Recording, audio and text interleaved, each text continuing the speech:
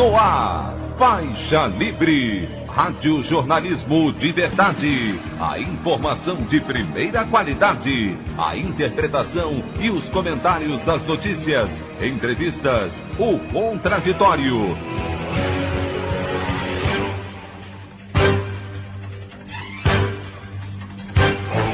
Tudo para aproximar você cada vez mais da realidade do Brasil e do mundo.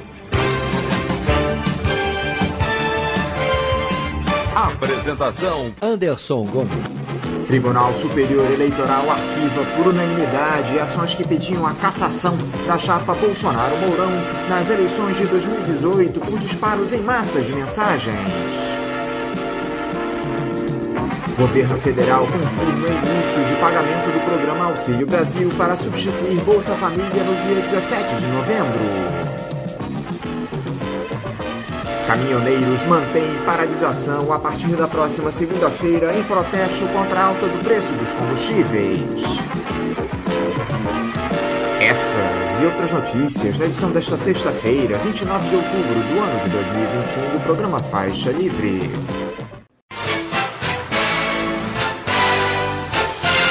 Os comentários de Anderson Gomes.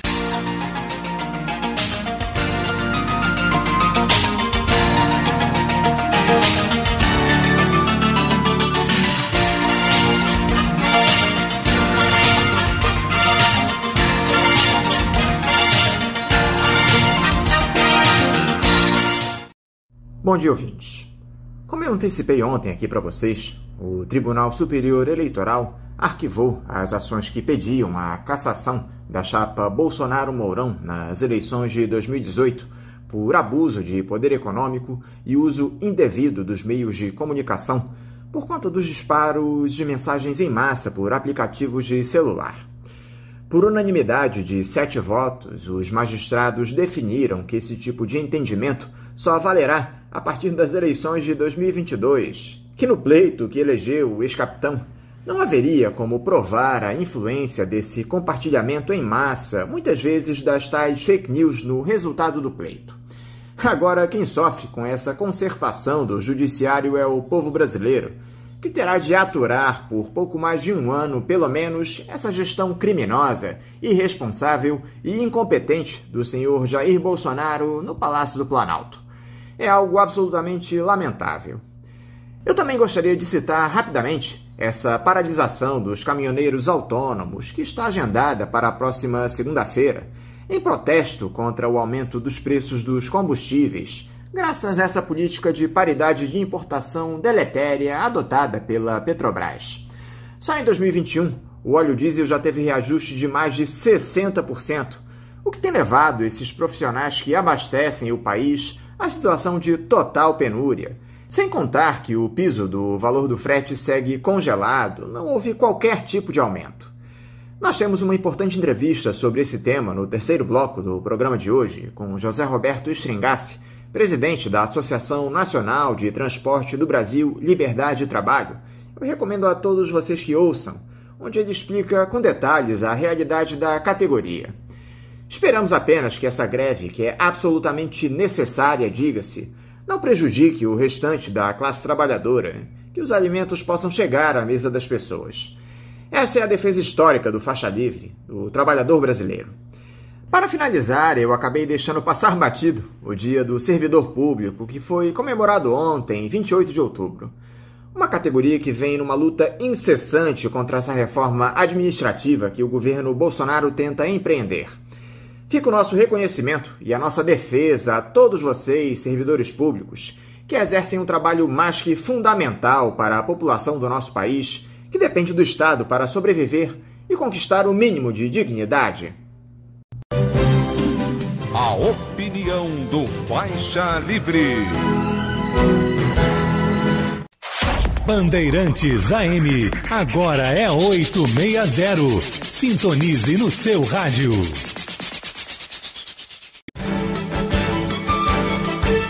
Voltamos a apresentar Faixa Livre. Estamos de volta, ouvintes, com o início da edição de hoje do programa Faixa Livre, que tem na sua produção a jornalista Celeste Sintra, auxiliada pela também jornalista Natália Moraes, tendo no comando do áudio o Francisco. Meu bom dia a todos. E meu bom dia também a você, que pode aqui participar nos enviando mensagens eletrônicas para o endereço ouvinte@programafaixalivre.com.br ou ainda registrando suas participações diretamente nas nossas redes sociais. No Facebook, nossa página é o Programa Faixa Livre. No Twitter e no Instagram, para deixar o seu recado, basta seguir os perfis @PGMFaixaLivre. Lembrando que as participações por telefone estão inviabilizadas, pois durante o período da pandemia do novo coronavírus, nosso programa está sendo gravado no dia anterior à sua veiculação. Pedimos desculpas aos nossos ouvintes que costumam interagir conosco desta forma, mas foi a maneira encontrada pela equipe do Faixa Livre para mantê-los informados sobre o que acontece no país e no mundo com essa nossa visão crítica e, ao mesmo tempo, preservando a saúde dos profissionais que levam o programa ao ar.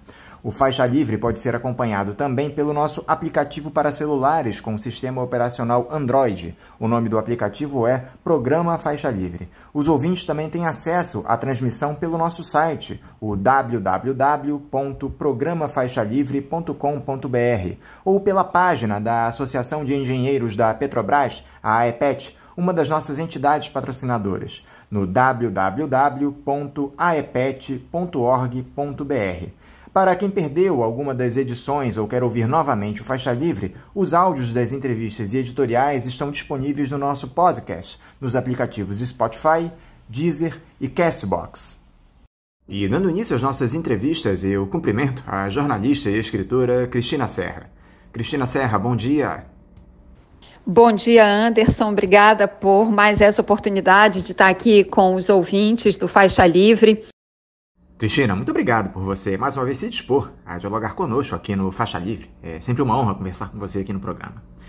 Cristina, nos últimos tempos aqui no Brasil, nós temos falado muito desse processo de politização do judiciário, que teve seu ápice, sem sombra de dúvidas, nessa criminosa Operação Lava Jato, nos levando a esse horror do bolsonarismo que tomou conta do nosso país.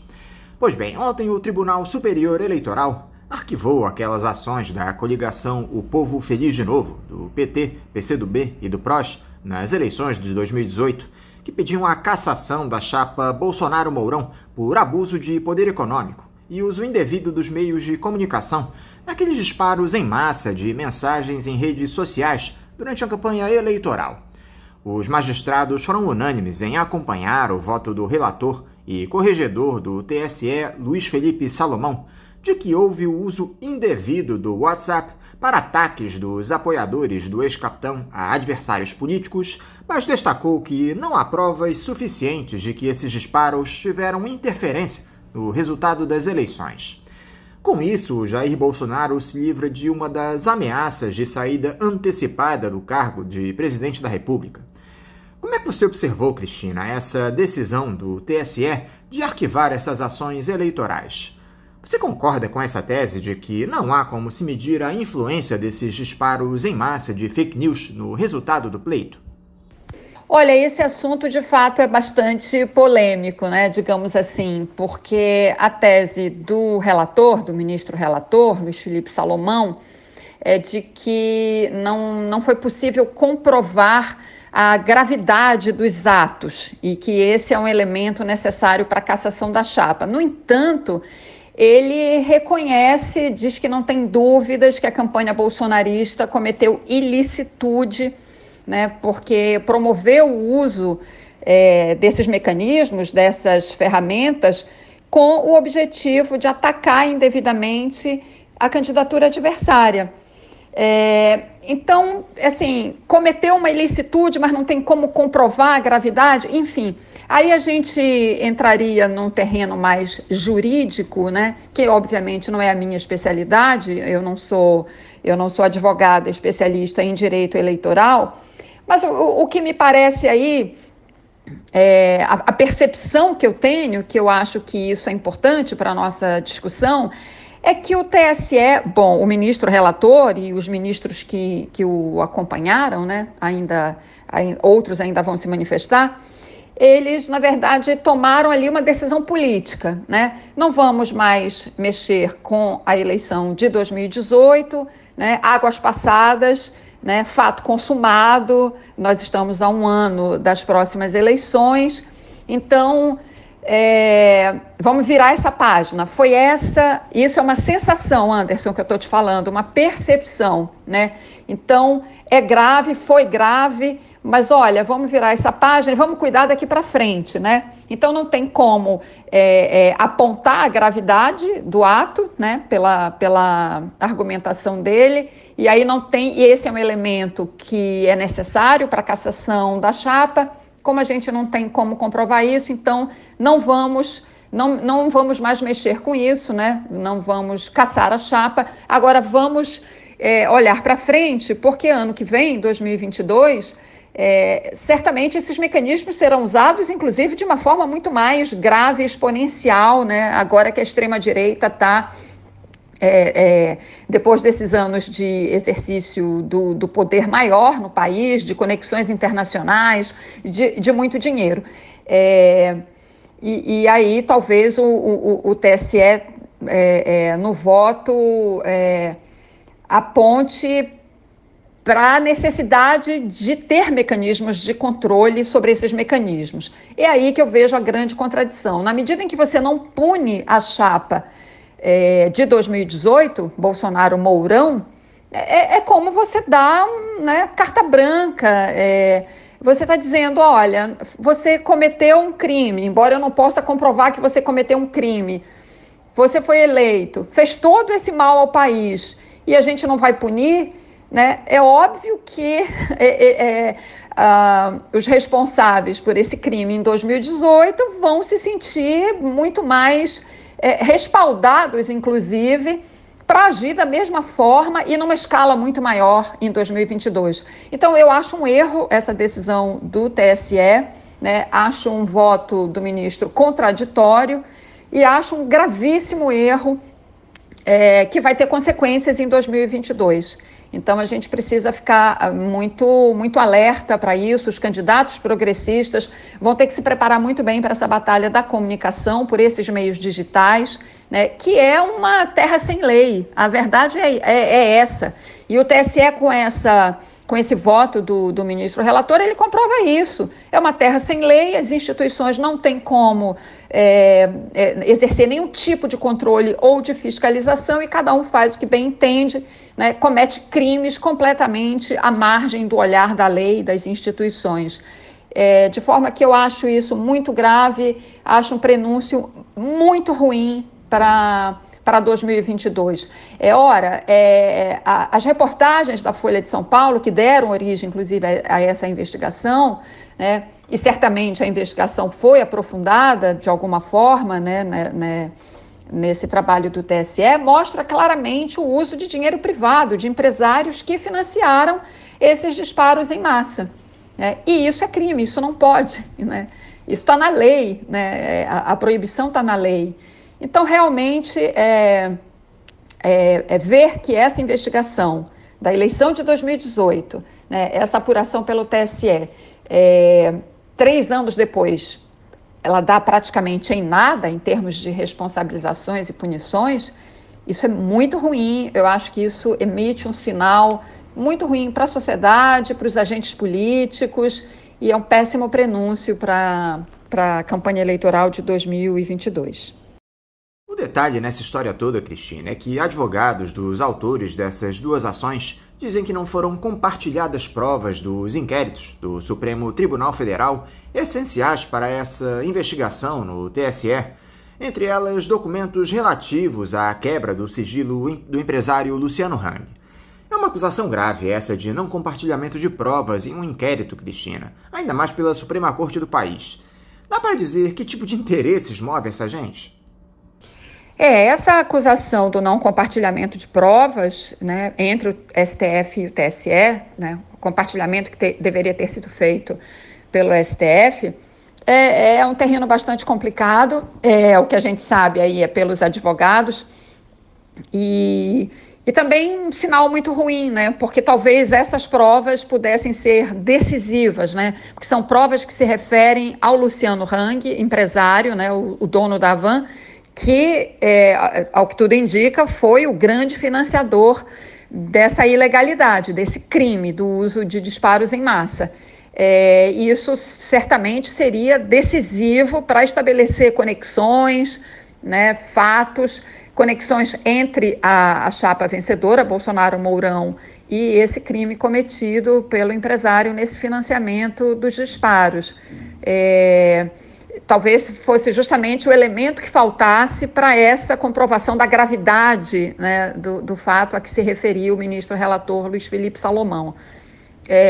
Enfim, de fato, Anderson, esses bastidores do judiciário são muito complicados, né, de acompanhar e até da gente falar certas coisas às vezes, porque tudo acontece de uma forma muito à margem do olhar público, né?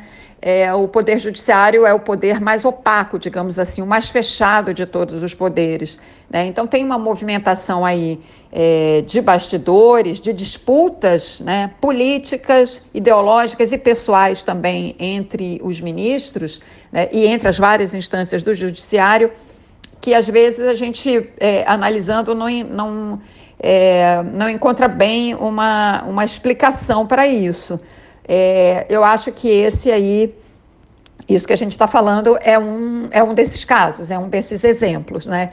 Mas, novamente, eu quero dar ênfase aqui a esse aspecto dessa decisão do ministro Luiz Felipe Salomão, que eu não consigo entender como é que você aponta uma ilicitude e não consegue comprovar, quer dizer, bom, claro, ele está deixando, né, o Supremo, ele tinha que encerrar o relatório dele, enfim, ele tinha que dar alguma explicação, mas eu vejo também que fica não deixa de ser uma explicação também conveniente, né? Não conseguimos provar, não tem como implicar a chapa e fica por isso mesmo, né? Como eu disse, eu acho que não começamos bem o cenário pré-eleitoral de 2022.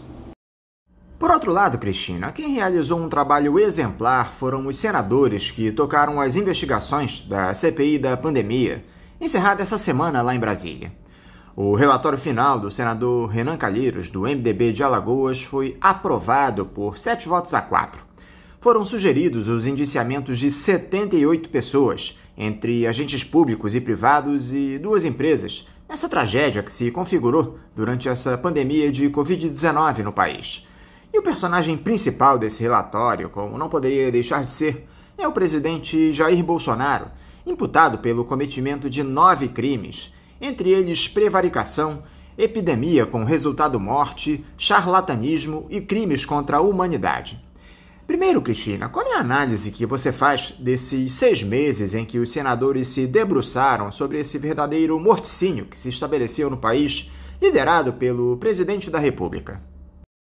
Anderson, eu acho que o trabalho da CPI da Covid é absolutamente inestimável para o Brasil e para os brasileiros e brasileiras. Esse é um trabalho histórico, eles produziram não só os depoimentos que estão gravados, disponíveis na internet, que poderão ser vistos, revistos e analisados, né, por qualquer pessoa a qualquer tempo. Certamente os historiadores vão se debruçar sobre isso para tentar entender o que aconteceu no Brasil, nessa era Bolsonaro, né, essas 600 mil mortes, esse massacre, esse genocídio, que embora o relatório não use essa palavra, pouco importa, né? A população entendeu que se trata de um genocídio, né? A maior parte da população entendeu isso, as pesquisas mostram isso, como a população reprova a atitude do governo Bolsonaro na condução do combate à pandemia, combate que não houve, na verdade, né, por parte do governo, a não ser já numa reta final, pressionado justamente pela CPI, pela opinião pública, pelos governadores e pelos prefeitos que enfrentaram o negacionismo e a atitude criminosa do presidente. Então, esse serviço está prestado, ele está feito, né? Como eu falei, os os documentos, os depoimentos, o relatório final. O relatório final é um retrato perfeito, pronto e acabado do que foi esse morticínio no país. Então, novamente, ainda que não diga, que não use a palavra genocídio, né, sobretudo na questão dos indígenas, o fato é que o documento, o relatório final da CPI da Covid, desnuda tudo o que aconteceu. Isso poderá ser levado ao Tribunal Penal Internacional, se nenhuma instância aqui no Brasil levar essa investigação adiante, como deve ser feito, né? Há o recurso de se procurar uma corte internacional para julgar o governo Bolsonaro, né, e os crimes cometidos por ele aqui no Brasil durante a pandemia. Isso é o mais importante. Então, ainda que haja aqui e ali alguma crítica ao trabalho da CPI, e é evidente que sempre é possível fazer alguma crítica, apontar alguma coisa que ficou pendente, que não foi aprofundada. Enfim, quando você bota na balança, né, o saldo é extremamente positivo, no sentido de mostrar, de revelar tudo que aconteceu durante a pandemia aqui no Brasil, a associação da saúde, da crise da saúde com a corrupção, enfim, os crimes estão todos ali delineados, né? Bolsonaro cometeu crimes contra a humanidade ao atacar a sua própria população, né? Ao estimular que a população não se cuidasse, não se protegesse, fosse às ruas e se contaminasse, né?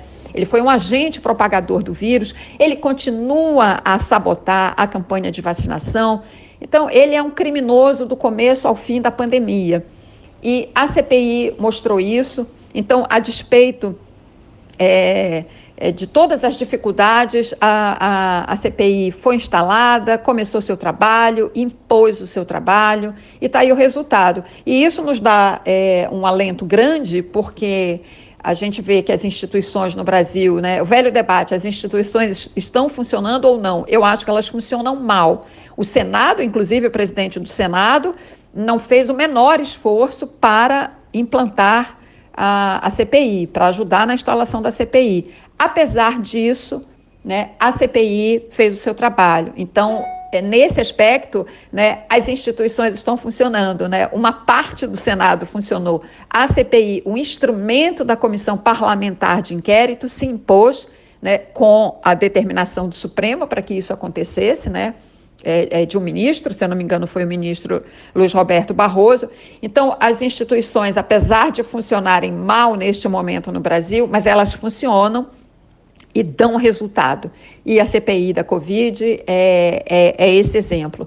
É uma CPI para a história, né, para o Brasil neste momento, para que a gente reflita e tome as nossas atitudes e escolhas, e faça escolhas, e a mais importante delas será ano que vem, em 2022, mas é também um testemunho para a história, então eu não tenho a menor dúvida que é um trabalho da maior relevância. Dá para acreditar em punição aos envolvidos, Cristina, especialmente para o chefe do Executivo? O Procurador-Geral da República, Augusto Aras, o próprio presidente da Câmara, Arthur Lira, têm dado seguidas provas de sua sabugice em relação ao Jair Bolsonaro, e só eles podem levar à frente essas denúncias contra o ex-capitão, ainda que haja uma possibilidade de se recorrer ao próprio Supremo Tribunal Federal em uma ação através das famílias das vítimas da pandemia. É possível que o Bolsonaro seja responsabilizado, ainda no mandato, por boa parte dessas mais de 600 mil mortes pela Covid-19 no Brasil, Cristina, com seu negacionismo à doença? Pois é, eu não sei se a gente vai ver desdobramentos concretos, né, em termos de investigações. Você falou do PGR, do Augusto Aras, o Arthur Lira.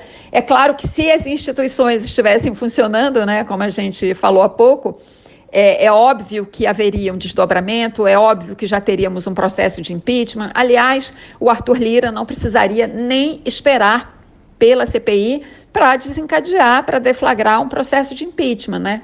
Já há pedidos ali, né, que justificariam uma abertura de um processo de impeachment antes mesmo de todas essas conclusões da CPI da Covid. Agora, então, que há esse quadro completo, né, desses crimes em série cometidos por esse presidente criminoso, presidente miliciano criminoso, né? Eu não consigo me referir a ele de outra forma, mas ainda, né, o Arthur Lira poderia simplesmente puxar um dos tantos pedidos, inclusive eu sou autora, participo, né, de um dos pedidos de impeachment, que é o pedido de impeachment do movimento Vidas Brasileiras. Eu sou uma das signatárias do pedido, junto com Ailton Krenak, com Xuxa, com Fábio Porchat, Padre Júlio Lancelotti e muitos outros. Ele poderia simplesmente puxar um desses pedidos, né, e juntar com as conclusões da CPI, enfim, ou não, e simplesmente deflagrar o processo. Mas, obviamente, eu estou falando aqui de um desejo, não de uma situação real. Não creio que Arthur Lira vá fazer isso. Ele está comprometido com Bolsonaro, né, porque está ali para fazer a rapina do orçamento público, né?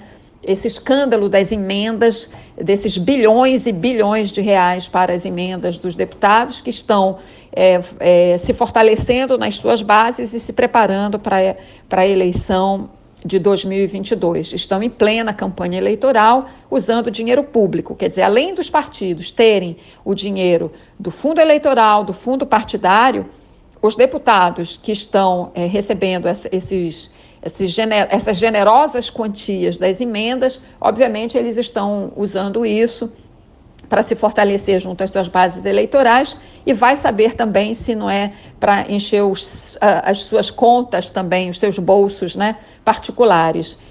São escândalos em série no Brasil que não são punidos, mas enfim...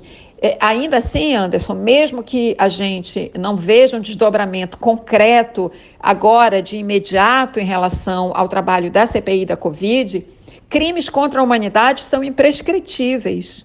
Então, em algum momento, algum jurista, algum partido, enfim, alguma entidade mesmo da sociedade civil poderá usar esse relatório da CPI da Covid para... tentar uma punição a Bolsonaro e seus comparsas e seus cúmplices, que são muitos, nessa enorme tragédia brasileira que são os 600 mil mortos pela Covid. Eu espero que... Eu sinceramente, não só espero, eu acredito que alguém, em algum momento, fará isso, mesmo que Aras e Lira não cumpram o seu papel institucional. O problema, Cristina, é que o presidente da República sequer se intimida com esses pedidos de indiciamento pela CPI.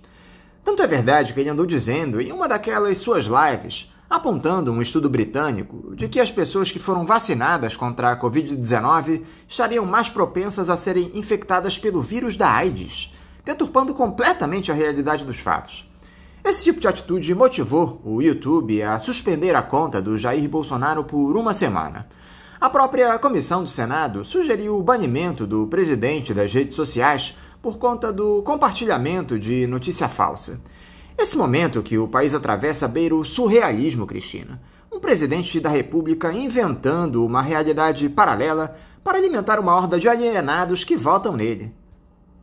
Anderson, o Bolsonaro vai continuar fazendo isso, né? Dizendo essas barbaridades, sabotando a vacina o tempo todo e fazendo o possível para ajudar o vírus a contaminar mais gente e a matar mais gente. O Bolsonaro é isso, né? O Bolsonaro é uma encarnação da maldade. Ele tem uma personalidade perversa, de uma pessoa... perturbada em algum nível psiquiátrico, enfim, não sei, o que não deve livrá-lo, obviamente, de responder pelos seus crimes, né? Então, ele vai continuar fazendo isso porque isso também obedece a um método da extrema-direita, um método, uma estratégia de comunicação. Isso atende a sua base radicalizada, que acredita em tudo que ele fala. Não adianta... você argumentar que ele está cometendo crimes, isso e aquilo. São pessoas que querem acreditar em qualquer coisa que ele diga, né? Então, ele usa isso, sim, como uma estratégia de comunicação. Isso está em manuais da extrema-direita. Você simplesmente distorcer a realidade, torcer e distorcer a seu modo, né? Não tem compromisso nenhum com a realidade. Então, eu estou aqui simplificando um fenômeno que, inclusive, do ponto de vista da comunicação, do uso da linguagem, é extremamente complexo e tem pessoas que estudam isso, né? Tem um professor da UERJ, o João César de Castro Rocha, que tem inclusive um livro publicado, pena que eu não estou aqui com o livro nas mãos para dizer o nome dele certinho, mas eu aconselho as pessoas a procurarem na internet, que é um livro, uma análise do discurso do Bolsonaro, do discurso de ódio do Bolsonaro, uma análise mesmo do ponto de vista da linguagem, né? Então a gente entende por que o Bolsonaro nunca vai deixar de falar absurdos. Ele sempre vai falar. Ele sempre falou, aliás, né? A gente não dava bola. A gente que eu falo, né? A sociedade, a imprensa mesmo, que cobria a Câmara, né? Na época em que ele foi deputado, e que ele falava barbaridades, como não vou te estuprar porque você não merece, né? Homenagear torturador e tudo mais, né? Ele foi tratado ali como uma caricatura da extrema-direita que ninguém dava bola, até virar o que virou. Enfim, então ele vai continuar falando essas barbaridades. Agora, a questão central é o que essas empresas, né, da tecnologia digital, as chamadas Big Techs, têm que fazer, né, a responsabilidade delas nesse processo. Eu acho que as Big Techs demoraram muito, por exemplo, né, em relação ao Trump, para tirar o espaço dele nesse mundo digital, que permite a propagação desse discurso de ódio. Quer dizer, quando fizeram alguma coisa, quando tiraram, proibiram, enfim, suspenderam as contas do Trump no Twitter, YouTube, não sei mais o quê, o estrago já estava feito. A mesma coisa aqui no Brasil. Vem tardiamente, muito tardiamente, né? O efeito já está aí. As consequências já estão aí, são as piores possíveis.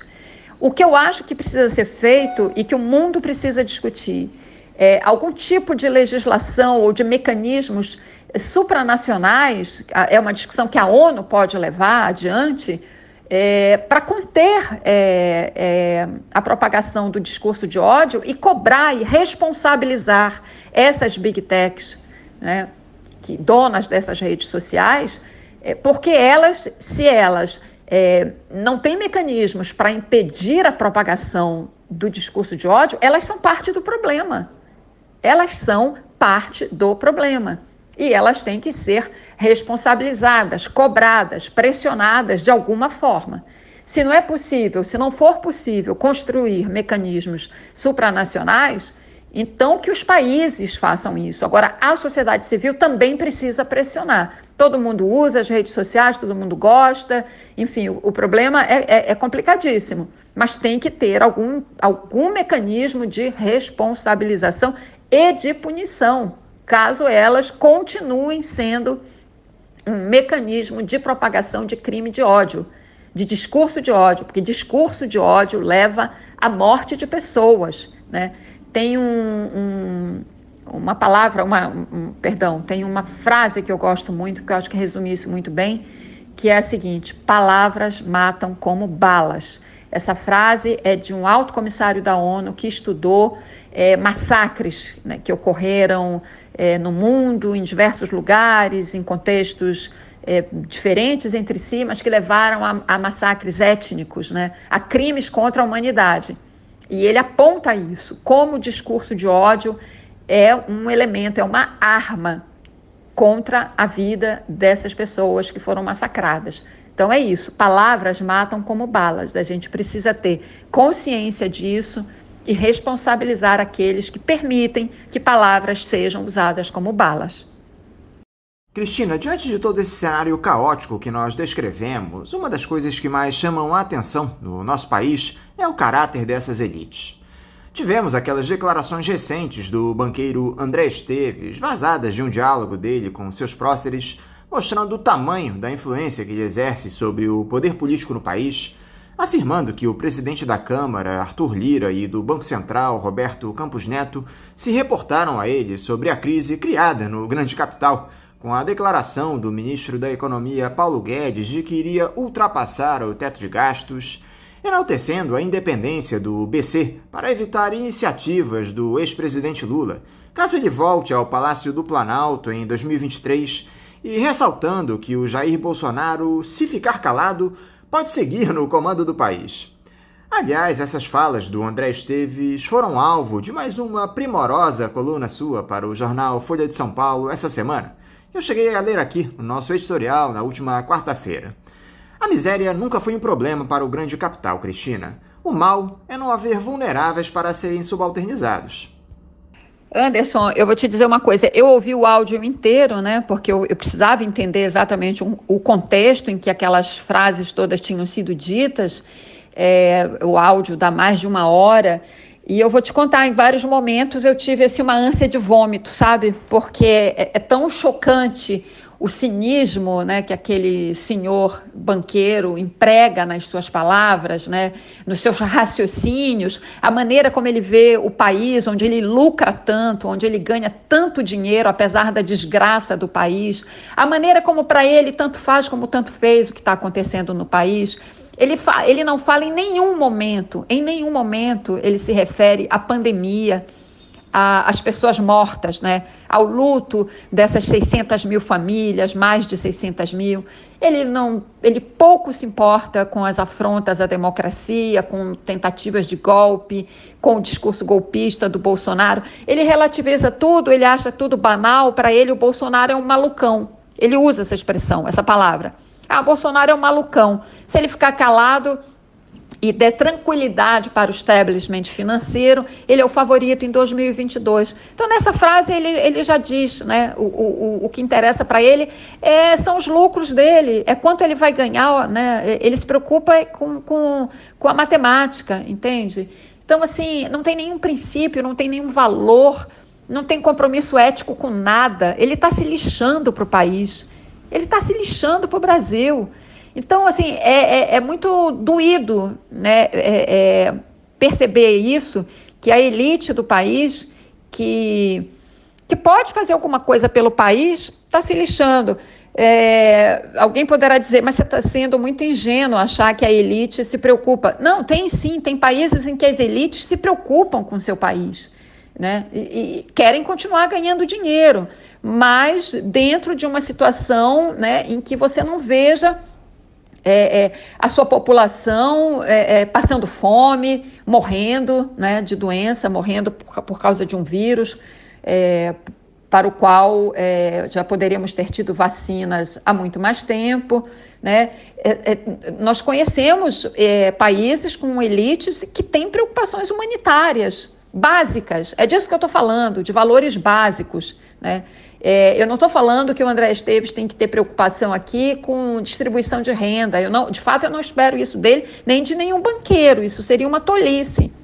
Mas você ter preocupações basicamente humanitárias, né, eu acho que é o mínimo que a gente pode esperar de um ser humano, né, seja ele banqueiro ou não, né. Agora mesmo, no Reino Unido, tem um noticiário recente de milionários lá, cobrando, inclusive, que o governo lá aprove taxações sobre as fortunas, sobre as grandes fortunas, né, para que possa haver aí uma redução, por pequena que seja, enfim, mas uma redução de desigualdades extremas.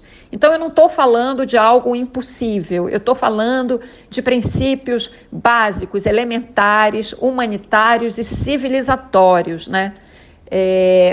Não se pode viver numa sociedade minimamente pacificada, né, sem que haja um combate às desigualdades. Mas eu não espero o combate à desigualdade, como eu disse, do André Esteves, né? Aliás, ele acha que o Brasil terá paz social com a aprovação dessa ajuda, que são migalhas de R$400 para famílias que estão já desesperadas com a fome e com o desemprego. Então ele diz, não, beleza, R$400, ok, para a gente ter paz social. Ele não sabe o que é paz social, evidentemente, porque ele vive num mundo que ele não está nem aí com o que está acontecendo na base da pirâmide.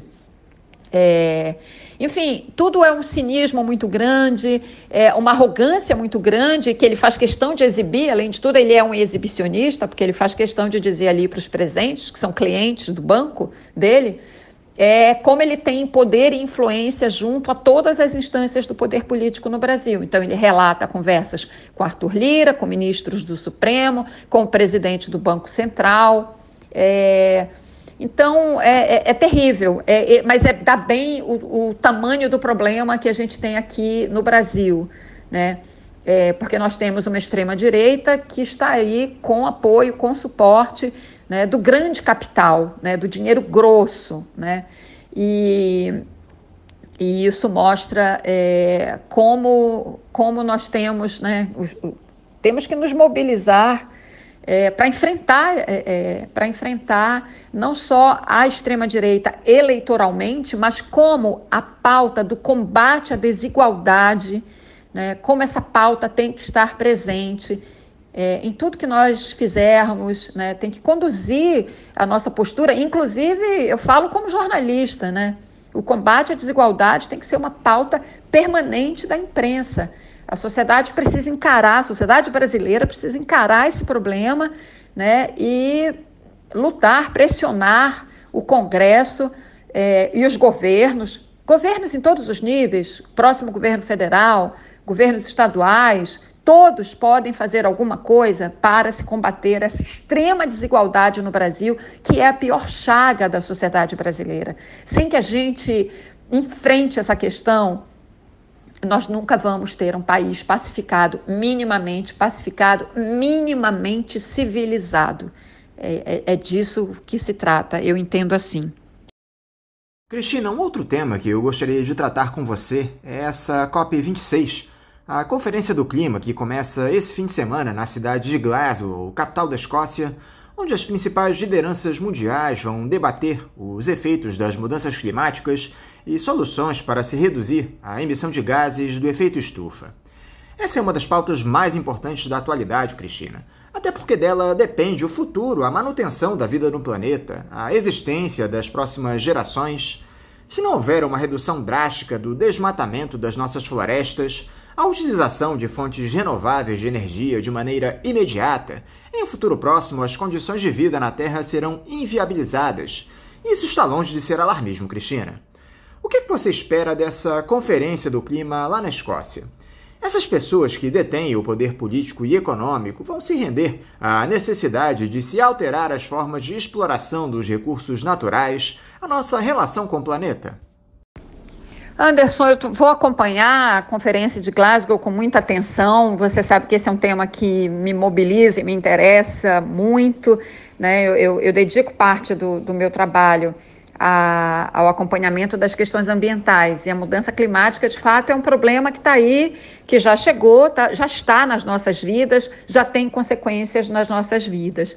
Esse é um desafio, inclusive, importante do ponto de vista da comunicação, levar essa informação para as pessoas, para que as pessoas entendam isso. Eu sei que, claro, está todo mundo ainda muito mobilizado pela questão da Covid aqui no Brasil. E é óbvio, por motivos óbvios, por tudo isso que a gente conversou agora e que a gente sempre conversa.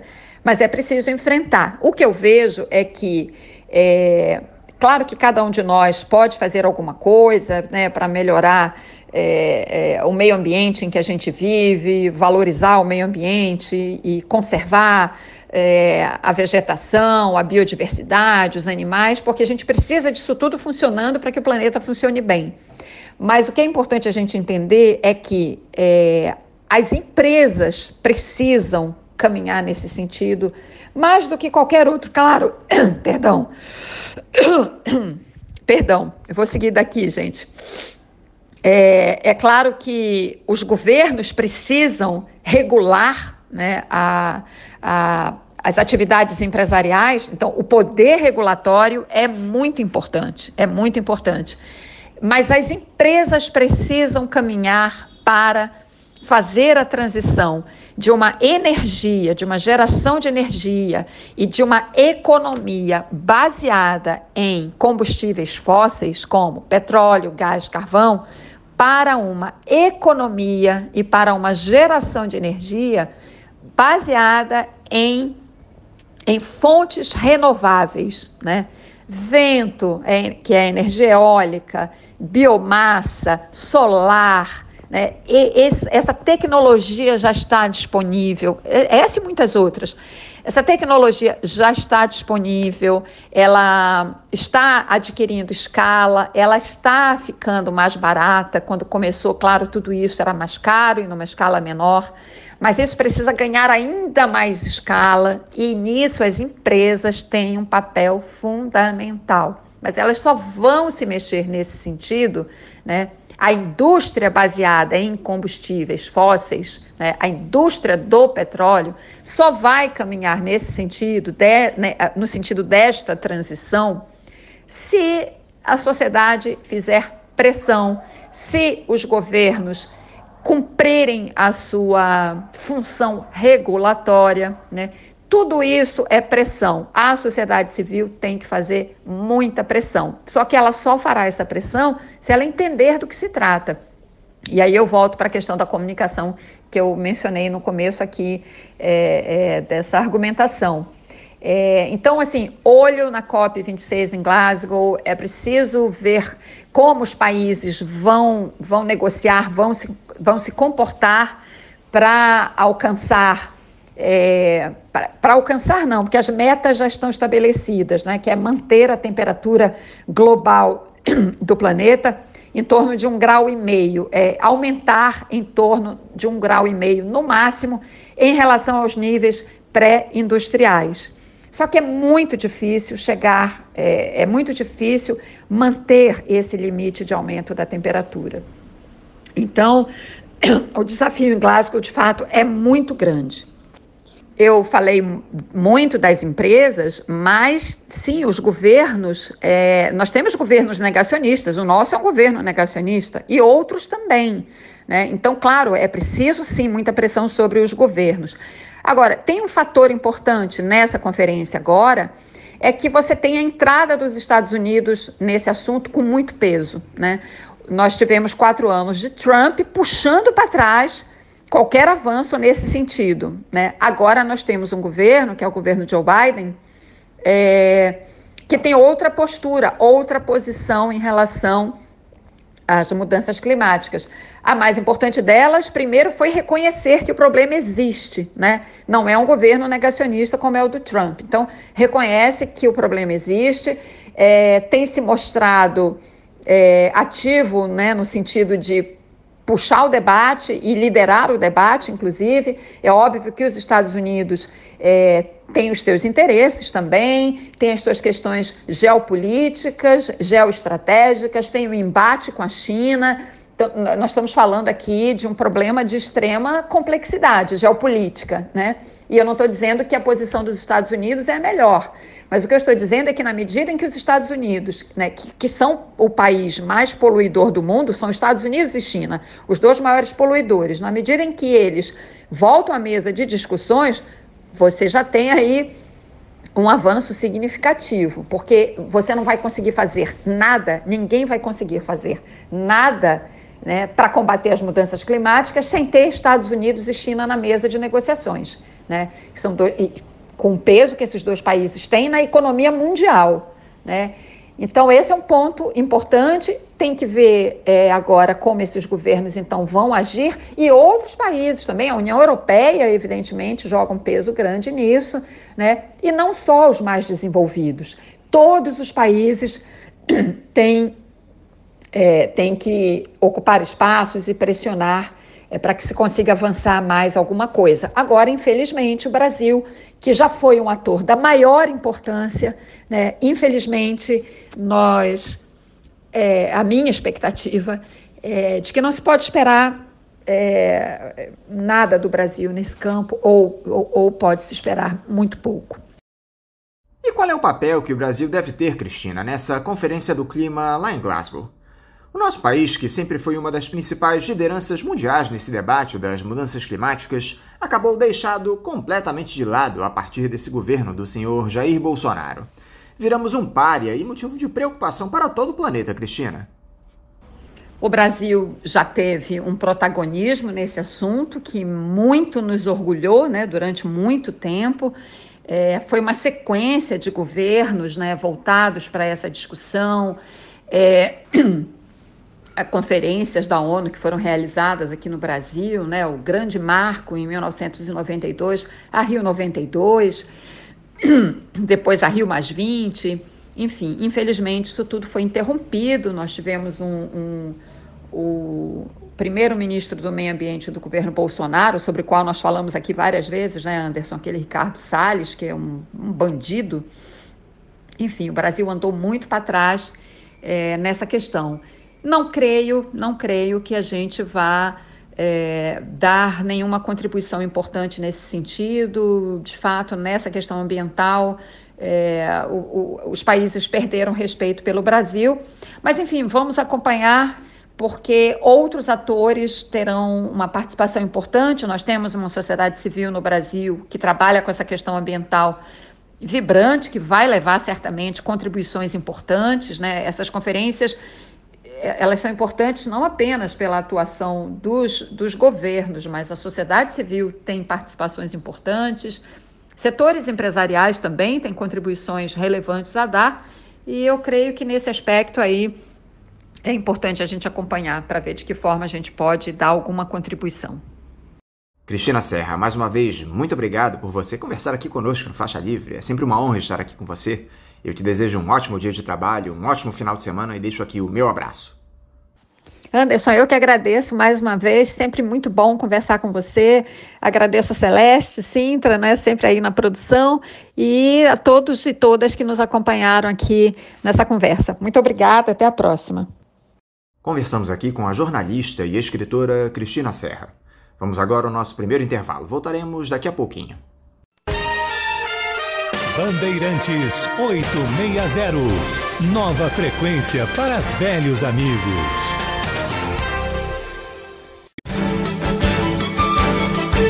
Voltamos a apresentar Faixa Livre.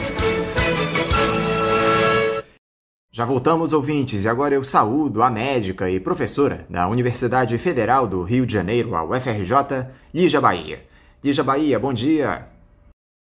Bom dia Anderson, bom dia a todos. Muito obrigada por vocês me convidarem de novo aqui para o programa Faixa Livre. É sempre, para mim, assim, um convite muito honroso e muito, qual eu tenho assim, muito prazer, né, de responder, porque o Faixa Livre tem um papel muito importante assim, de nos instigar, né, de sempre trazer perguntas que são perguntas difíceis. Então, essas perguntas acabam nos obrigando a refletir, então é muito bom. Obrigada.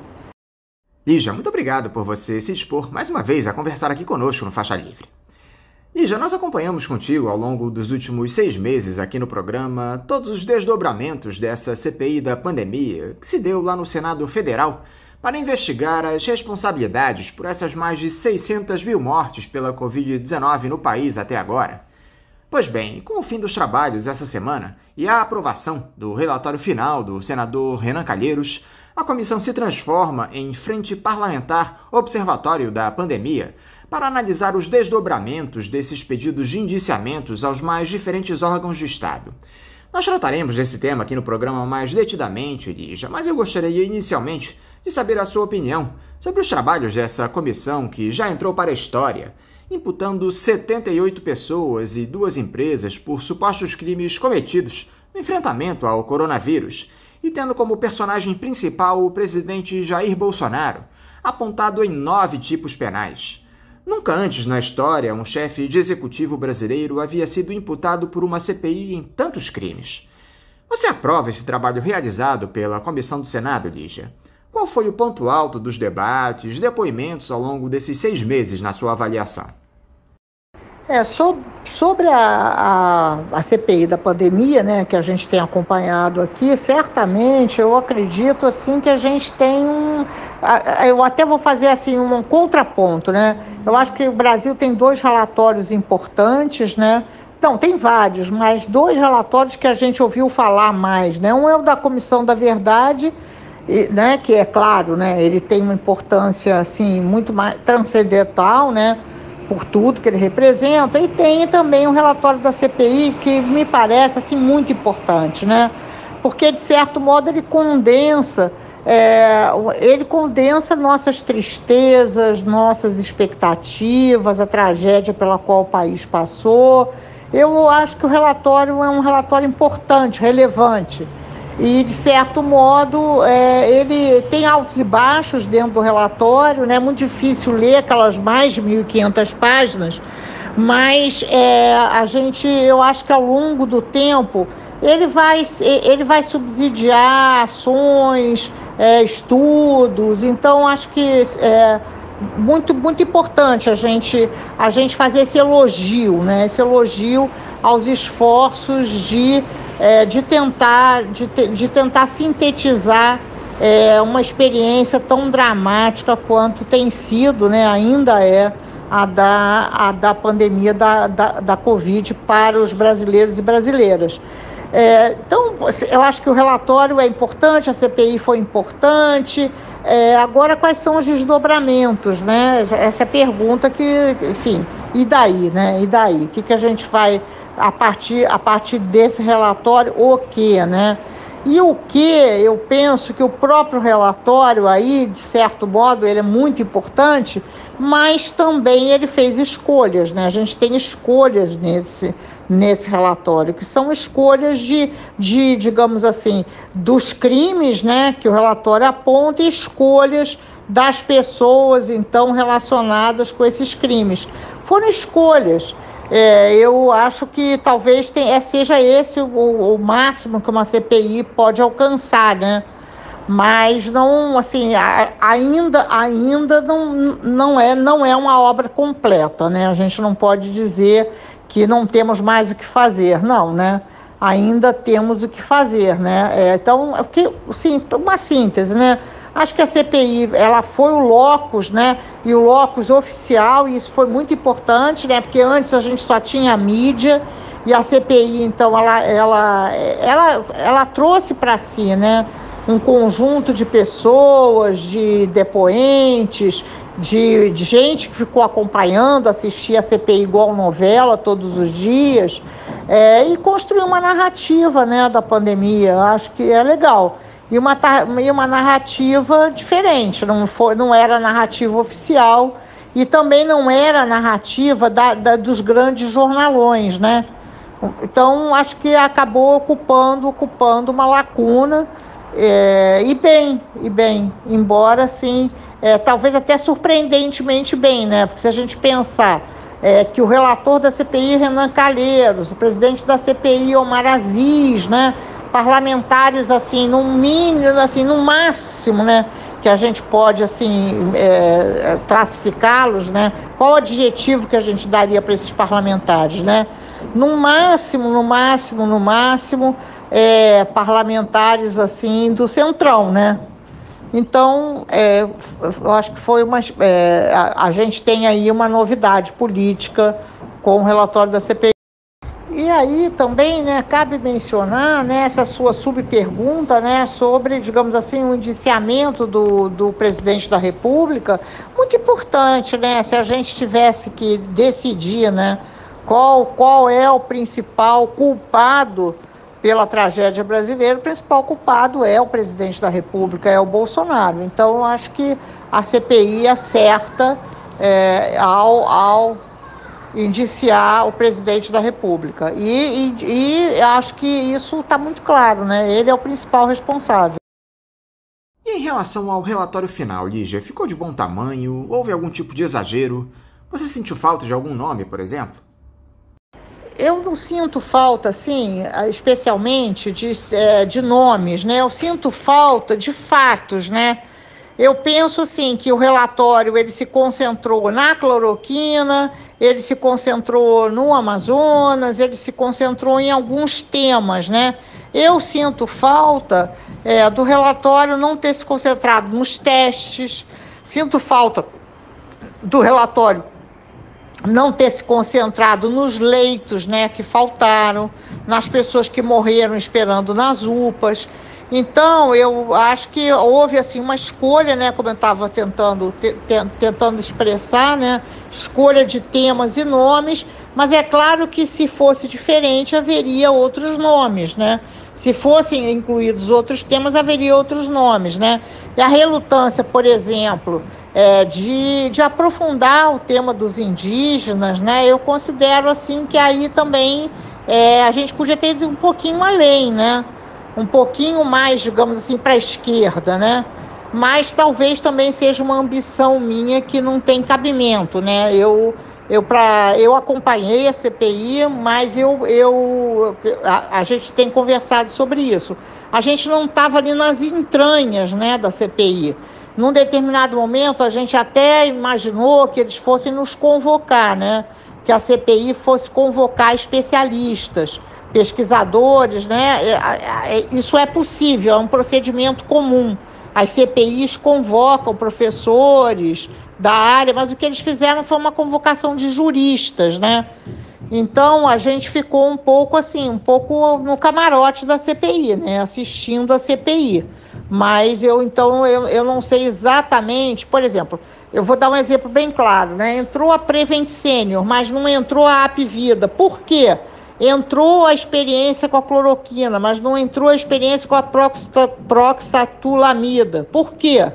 Não é? Então, a gente tem fica aí, né, uma ideia que a escolha dos temas, ela foi orientada juridicamente, né? Eram temas talvez assim mais sensíveis, mais passíveis de se apontar ali crimes, né? Omissões, imperícias, etc., do que outros temas. Mas, para quem é da saúde, né, os outros temas são tão importantes quanto, né? Então, eu acho que o relatório ele já é imenso, né? Não é isso, a gente não está dizendo que a gente queria um relatório com 2.000 páginas, mas a gente queria um relatório que apontasse mais para o SUS, né? Mais para um processo que como é que a gente explica a morte de mais de 600.000 pessoas, né? Desses 9 pedidos de indiciamentos ao presidente Jair Bolsonaro, Lígia, que foram de prevaricação, passando por charlatanismo e chegando a crimes contra a humanidade, muita gente sentiu falta da imputação pelo crime de genocídio. O relator da comissão, Renan Calheiros, chegou a incluir esse tipo penal no documento final, mas acabou voltando atrás após alguns alertas de que não haveria provas de que o Bolsonaro agiu para levar essas milhares de pessoas a óbito. Você concorda com essa tese, Lígia, de que o ex-capitão não pode ser acusado de genocídio, inclusive aos povos indígenas, de que haveria exagero nessa imputação? Que tipo de repercussão que esse relatório pode provocar ao presidente, Lígia? Certamente o presidente Bolsonaro foi acusado de crime de epidemia, crime contra a humanidade, e, claro, ele poderia ter sido acusado de genocídio, né? Mas para isso, eu acho que, eu estou dando um palpite aqui, né? Teria que se passar por cima um pouco, né? Dos senadores anti-indígenas, né? A gente tinha ali uma concentração de senadores de estados, né? Nos quais a questão indígena, né? A agenda indígena, ela é alguma coisa muito pulsante, né? E eu fico imaginando, mas é realmente uma hipótese, né?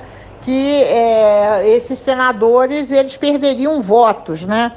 Se eles, digamos assim, tivessem um posicionamento explícito, né, favorável aos indígenas. E acho que não é o caso, né? Eu estou me referindo, inclusive, aos senadores mais oposicionistas ali da região norte, né? Não só aos 2 do Amazonas, mas também ao próprio Randolfo Rodrigues, né? Que teve um papel muito de protagonista, né? Mas não em relação ao que ocorreu, né? Com mais um extermínio, né? Das nações indígenas, né? De um modo geral, Lígia, você acredita em punições que venham a ser motivadas por esse trabalho da CPI da pandemia? Ministros do Supremo Tribunal Federal andaram dizendo que o documento é fraco e traz pouquíssimas provas do cometimento de crimes. Você também observa dessa forma? Haverá mais uma vez impunidade no nosso país? Em relação a essa, digamos assim, essa ideia, né, que a CPI não conseguiu, ela não consegue confirmar que foram crimes, etc. Eu já ouvi falar nisso, a gente já vinha preocupado com isso, né, a gente já vinha escrevendo isso. que, enfim, então são fracos, etc, etc. Eu acredito que, enfim, sim, né? Sim e não, porque sim, eu, claro, não sou jurista, então eu ouço e ok, né? Tá bem, se é assim que é, né? Para a doutrina jurídica. Agora, o fato desses nomes estarem no relatório tem total importância política, né? É claro que a inclusão e a exclusão significa que algumas das pessoas que estão ali relacionadas não serão eleitas em 2022, né? Então, acho que a ideia também que é alguma coisa inócua, que tanto faz, que na realidade é água com açúcar, não é água com açúcar, né? Um relatório como esse, ele pode vir a ter inúmeros desdobramentos, mas certamente um deles já está por aí, né? O fato dessas pessoas terem seus nomes expostos e arrolados entre os responsáveis pela tragédia da pandemia no Brasil. Alguns ministros do governo, Lígia, foram citados no relatório, sendo 2 deles ocupantes da pasta da saúde, por mais incrível que possa parecer. O atual ocupante do cargo, Marcelo Queiroga, teve os indiciamentos solicitados por crime de epidemia culposa com resultado morte e prevaricação. Já seu antecessor, o general Eduardo Pazuello, além dessas mesmas imputações do Queiroga, também foi acusado pela CPI de emprego irregular de verba pública, crime contra a humanidade e falsa comunicação de crime. As figuras que eram responsáveis diretas, Lígia, pelas ações de enfrentamento à Covid-19 para a preservação da vida dos brasileiros, com a aquisição de vacinas, cuidados sanitários para evitar as infecções, orientação para o uso de máscaras de proteção, acabaram atendendo a essa retórica negacionista do bolsonarismo, sempre lembrando que um deles é médico. O que dizer a respeito disso, Lígia, de ministros da saúde que são coniventes com esse morticínio que se estabeleceu no Brasil? Realmente, né? A gente fez umas contas, né? Assim, se você colocar as pessoas que estão direta e as pessoas que estão indiretamente relacionadas com saúde, claro, a principal instituição ali, né, é o Ministério da Saúde, mas se ainda a gente incluir as pessoas que foram do Ministério da Saúde, a gente vai ter o maior número de, digamos assim, de pessoas indiciadas do Ministério da Saúde, direta e indiretamente relacionadas. E o fato, então, de 2 pessoas, né, 2 pessoas, o Queiroga e a capitã Cloroquina, permanecerem nos cargos, é extremamente preocupante, né? Muito preocupante, porque são pessoas que estão nesse momento sendo acusadas de serem responsáveis pelas mortes evitáveis e são pessoas que estão mandando na principal instituição de saúde do país. Então, essa é uma contradição, né? Uma tensão que eu espero. Essa, por exemplo, eu espero que seja um desdobramento, né? Que tenha, assim, repercussão parlamentar, né? Que as pessoas sugiram a demissão, né? Peçam a demissão. Que essas pessoas não podem continuar nos seus cargos, né? Especialmente esses 2 que estão ali com crimes, né? Com crimes estabelecidos, né? No meu modo de ver, assim, isso seria muito importante, né? Isso daria assim, uma espécie de... vamos tentar começar, digamos assim, a regenerar esse tecido que ficou completamente apodrecido da burocracia do Ministério da Saúde. Você que é médica com larga experiência e grandes serviços prestados à nossa sociedade, Lígia, imagino que tenha ficado estarrecida com o envolvimento de colegas seus de profissão nesse morticínio, profissionais que venderam uma tese negacionista ao vírus e acabaram levando milhares de brasileiros a óbito. Eu me refiro especialmente a 2 casos. Essa turma que fez parte do chamado Gabinete Paralelo, que orientava o governo com a adoção de tratamento precoce para a Covid-19 com medicamentos comprovadamente ineficazes, sugerindo a alteração da bula da hidroxicloroquina, atendia aos discursos mais absurdos do Bolsonaro, como a Nise Yamaguchi e o Luciano Azevedo, e também os médicos da operadora de saúde Prevent Senior, que se transformaram em verdadeiros mensageiros da morte, no que há de pior da mercantilização da saúde no país, realizando testes não autorizados com a própria hidroxicloroquina, induzindo familiares a aceitarem tratamento paliativo de pacientes que estavam em UTIs. Eles chegaram, de acordo com denúncias, Lígia, a exigir o que chamaram de altas celestiais, deixando com que pessoas morressem só para liberarem os leitos. É impossível, Lígia, não se estarrecer, não se indignar com essas revelações. Como médica, como é que você consegue classificar tudo isso? Porque eu não tenho condições de dizer mais nada, Lígia. Sobre os médicos envolvidos, né, aí eu acho, assim, sinceramente, sobre os médicos do gabinete paralelo, eu acho que é um assunto, sabe? É um assunto. Então, eu acho que esses sim, eles são claramente, explicitamente, né, o que eles fizeram, alguma coisa de muita irresponsabilidade profissional, né, imperícia, e assim, então acho que ali eu penso que a gente pode levar adiante e processá-los pelas várias razões que ali estão apontadas, né? E alguns desses já foram punidos, né? Por exemplo, a doutora Anise, ela foi demitida, né, do hospital no qual ela trabalhava, enfim. E acho que certamente, digamos assim, o cientista da USP ele vai ter muitas restrições entre seus colegas. Então, acho que essa parte do gabinete paralelo digamos assim, é um tipo, né? O outro tipo são os médicos da Prevent Senior, né? Que aí eu acho que são dois subtipos. Um são os proprietários, que sinceramente deveriam estar presos nesse momento, né? Mas os médicos em si ali, né? Claro, eles são coniventes, eles fizeram, né? Eles tinham uma escolha de se rebelar, de não fazer, eles escolheram, então, serem agentes ativos nesse processo, né? Mas não são só eles, né? Então, eu acho que das duas uma, né? Ou eles vão ter, digamos assim, processos que vão ser processos que se arrastam, etc. Ou a gente teria que ter um aprofundamento muito maior, né? Teria que ser uma lista muito mais extensa, né? Porque a gente sempre teve essa curiosidade, né? Quantos médicos no Brasil usaram cloroquina, né? Quantos?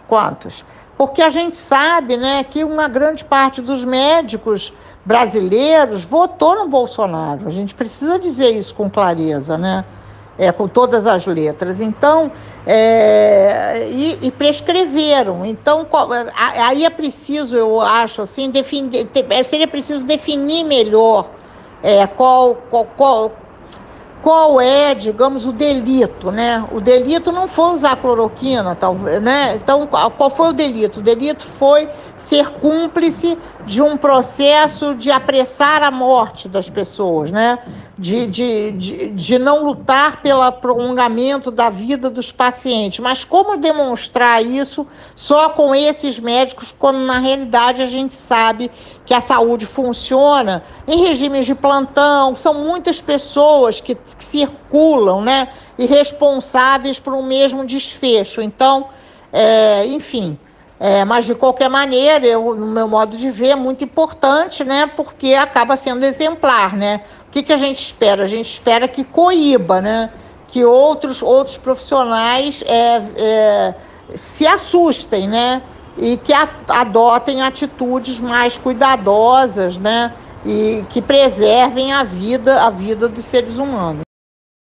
O Conselho Federal de Medicina é outro capítulo à parte nessas investigações, Lígia. Depois que a diretoria do órgão se aliou à retórica nefasta do bolsonarismo, dando suporte à prescrição de remédios ineficazes para a Covid-19 e também se omitindo diante de supostos crimes denunciados a eles. Foi pedido o indiciamento do presidente do Conselho, Mauro Luiz Ribeiro, sob acusação de epidemia com resultado morte. Te pareceu suficiente essa ação da CPI, Lígia, em relação ao Conselho Federal de Medicina? Não seria necessário algum tipo de intervenção no órgão? Como é que a classe médica tem visto essa ação do CFM na pandemia? Em relação a esse presidente do Conselho Federal de Medicina, né, esse ser humano que também articulou um gabinete paralelo, né, e também aquele movimento dos médicos, né, que tem lideranças ali também incluídas, né, no meu modo de ver também, aí sim, né, a gente deveria ter processos de cassação dos diplomas dessas pessoas, né, que se envolveram de maneira assim, ideológica, né, dogmática, para exercer a medicina de uma maneira completamente ao contrário do que se exige para o exercício profissional. Então foi muito sério, né? Muito, muito, muito sério. No meu modo de ver, não basta assim, há uma articulação nesse momento para vamos articular chapas para a gente concorrer aos conselhos regionais de medicina, ao Conselho Federal de Medicina. Acho que esse é um movimento importante, mas também a gente não pode deixar de lado a punição, né? A exigência de levar adiante esses processos, trazer esses processos para dentro desses próprios conselhos, né? Por paradoxal que pareça, né? Mas tem que haver um julgamento, tem que haver um processo interno, um processo no qual a categoria médica expurgue, né? Realize um processo de expurgo digamos assim, desses médicos monstros, né? Que são monstros, né?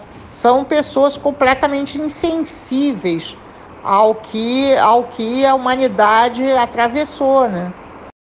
Mudando um pouco de assunto, Lígia, a pandemia, ainda que tenha reduzido demais sua velocidade de infecções aqui no país, graças à vacinação, segue fazendo vítimas. A média diária de mortes aqui no país está na casa das 300. Aqui no Rio de Janeiro, o prefeito Eduardo Paes já flexibilizou o uso de máscaras em locais abertos. A própria Assembleia Legislativa aprovou essa medida, que foi sancionada pelo governador Cláudio Castro. Você acha que já é hora, Lígia, com um pouco mais de 65% dos cariocas completamente imunizados contra a Covid-19, de se flexibilizar o uso de máscaras? Acho que não estava na hora de liberar o uso de máscaras, pelo contrário, né, eu acho que a gente estava começando a ter um pouquinho mais, mas assim, um milímetro a mais de pessoas usando máscara, se acostumando, até porque é o contrário, né, quando a situação melhora, os cuidados melhoram, né. Eu acho que, assim, então a gente estava começando a ver pessoas que começaram a dizer, nossa, que legal, né? As vacinas parece que funcionam, né? Parece que funcionam. Parece que se a gente vacinar e usar máscara é importante, né? A gente já está vacinado, mas tem que continuar usando máscara. Então, no meu modo de ver, a decisão da prefeitura, né? Que depois foi, então, aceita, né, foi, digamos, confirmada pelo Estado, é uma decisão incorreta, super incorreta, né? A gente teve países com 80% de cobertura vacinal, né, cobertura vacinal completa, que quando liberaram o uso de máscaras, houve um recrudescimento de casos, né? Não quer dizer que tenha recrudescimento, assim, do número de óbitos, mas quer dizer que vai ser um inferno de novo, né? Porque vai ter que internar essas pessoas em hospitais que não existem, em leitos que não existem. Então, acho que assim, a gente estava começando a ver uma luz no fim do túnel, não tinha atravessado o túnel, não atravessamos o túnel, o número de óbitos no Brasil é grande ainda, e o número de óbitos no Rio de Janeiro é grande ainda, relativamente. É claro que é um cenário mais favorável de todos, mas não quer dizer que seja céu de brigadeiro. Então, acho uma confusão muito grande, né? Sempre foi, né? A gente tem um prefeito muito, muito realmente, né? Assim, sinceramente, é claro que, vamos falar, né? A gente tinha um prefeito que era o Crivella, mas esse prefeito também, sabe, prefeito epidemiologista, de mau gosto isso, né? Muito, enfim, sempre comemorando alguma coisa que ainda não dá para comemorar. Então, eu acho que não, eu acho que foi uma medida incorreta. Agora, é importante se dizer aqui, né, para quem está nos ouvindo, que o Comitê Científico aprovou. comitê científico do município é um comitê científico bastante potente, né? Tem, de fato, ali pesquisadores que entendem do assunto. Mas eu diria, assim, que também o comitê científico acabou adotando eu acho que entre, assim, digamos, um espectro, o comitê científico optou pelo espectro, assim, num limite inferior, né? Eu acho que a prudência nos convidaria a ficar no limite superior. Então é isso, né? A gente tem conversado isso na universidade, há posições divergentes em relação a esse tema, e até porque, né, o que a gente sempre pergunta, né? O que é esse tal ar livre e ambientes fechados numa cidade como a nossa, né? A gente não mora na Europa, né? A gente mora num lugar que o ponto de ônibus, a gente está ao ar livre, com, assim, uma excessiva aglomeração, né? O ar livre aqui pode ser alguma coisa que, assim, de um ambiente de grande transmissão, né? E caso haja uma reaceleração da pandemia aqui no município, já a população vai aceitar voltar a usar máscaras? Se nos últimos dias, onde ainda era obrigatória a utilização desse acessório, boa parte das pessoas já desrespeitava, imagina se houver a liberação. Vai lembrar que o período de festas está chegando, logo depois teremos carnaval. Então, pois é, né? Isso. Se liberar o uso de máscara, nem nunca mais as pessoas vão usar máscara, né? Porque, de fato, não é muito confortável, né? As crianças se habituaram a usar máscara de uma maneira assim impressionante, mas para os adultos é difícil, né? Então, assim, é uma liberação muito precipitada, e aí vai convencer de novo todo mundo a usar máscara no verão, né? Porque é no verão que a gente tem uma transmissão grande de doenças respiratórias, né, nos países tropicais. Então, eu diria assim que a gente está perdendo, né? As janelas, as boas janelas que se abrem para a gente acaba perdendo a janela, né? A gente tem esse ambiente, esse contexto favorável, e aí perde o contexto favorável. Mas agora é torcer para dar tudo certo, né? Hoje, por exemplo, eu saí e já notei, assim, o número de pessoas com máscaras diminuiu, assim, impressionantemente. É incrível como, assim, o não, ele tem um efeito imediato. Agora, quando a gente diz assim, não pode, tem que usar, aí demora muito tempo, né? Então, agora é torcer para dar tudo certo, né? E que a gente vai ter Natal, Carnaval, etc., que a gente consiga manter esse padrão de diminuição de casos e óbitos. Lígia Bahia, mais uma vez, muito obrigado por você conversar aqui conosco no programa. Eu quero te desejar um ótimo final de semana e deixar aqui o meu abraço. E queria, assim, mais uma vez agradecer, né, e dar tchau para todo mundo, e daqui a pouco a gente conversa de novo, né? Acho que a saúde agora entrou na agenda. Espero que eu seja convidada de novo, Faixa Livre. Obrigada. Conversamos aqui com a médica e professora da Universidade Federal do Rio de Janeiro, a UFRJ, Lígia Bahia. Como vocês, ouvintes, sabem, o Faixa Livre tem passado por um processo de transição nos últimos tempos, que provocou algumas mudanças e adaptações às novas tecnologias. Uma delas é justamente a adoção de uma chave Pix, essa nova modalidade de transferência de valores para os ouvintes que desejam contribuir com qualquer quantia para a manutenção do nosso programa. Portanto, para você que já aderiu a essa tecnologia, a chave Pix da conta do Faixa Livre é o nosso e-mail, ouvinte@programafaixalivre.com.br. Repetindo, a nossa chave Pix é ouvinte@programafaixalivre.com.br. Para você que faz transferências da maneira tradicional, a nossa conta corrente em nome da Associação de Funcionários do BNDES, a AFBNDES, do Banco Itaú, agência 1964, conta corrente 03004, dígito 1.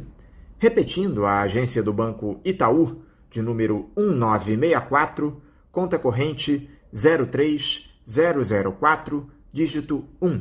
O CNPJ da FBNDES para a realização de depósitos para quem não é cliente do referido banco é o 33984-550-0001-41.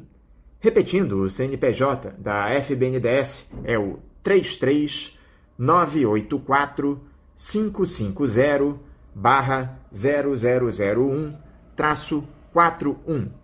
Lembrando que todos os recursos depositados nessa conta são destinados exclusivamente ao financiamento dos custos do Faixa Livre.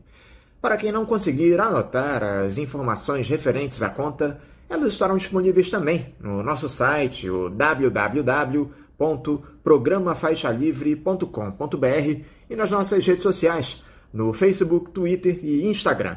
Então, repetindo mais uma vez a nossa chave Pix, é ouvinte@programafaixalivre.com.br, e a conta corrente em nome da AFBNDES no Banco Itaú, agência 1964, conta de número 03004, dígito 1.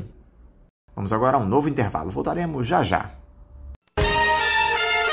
Bandeirantes 860. Nova frequência para velhos amigos.